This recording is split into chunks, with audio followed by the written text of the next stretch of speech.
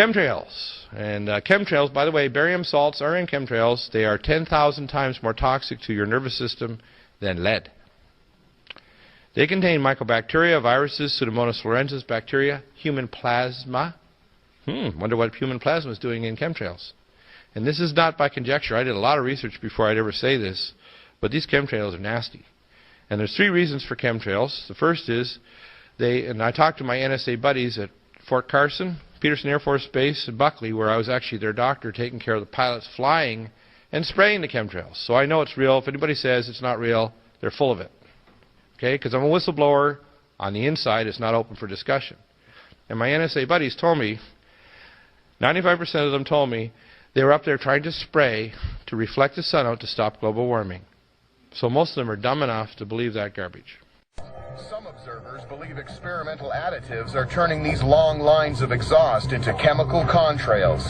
They call them ChemTrails. They say it's all part of secret atmospheric tests, and humans are the unknown guinea pig.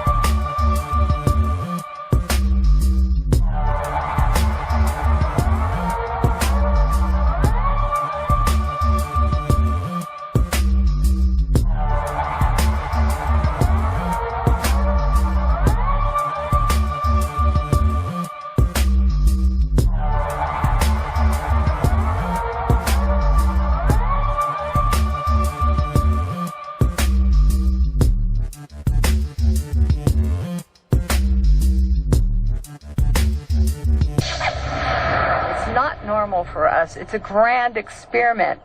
Peterson lives in Northern California near San Francisco. At one time, she worked for the State Department of Agriculture. Part of her job involved being aware of environmental issues. I first started noticing unusual contrails in 2002 when it was brought to my attention by a friend of mine. He took me outside of his office and we began to look at these persistent jet contrails. Peterson thought she saw a connection between aircraft activity and reports of chemically contaminated water in communities throughout California.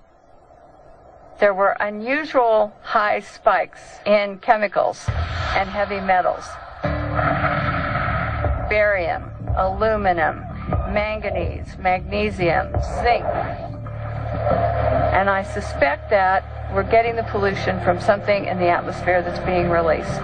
Peterson became so alarmed about the chemical contrails that she formed an organization called California Skywatch, a group dedicated to clean air. I started documenting what I was seeing. I took pictures on my breaks. I took pictures at lunch hour. I started to really get angry because our once deep blue skies were no longer deep blue. They would turn into a white haze, and they would turn into these man-made clouds blocking the sunlight. Peterson discovered that she wasn't alone in her concerns. Hundreds of websites revealed that persistent airplane contrails had become a worldwide problem.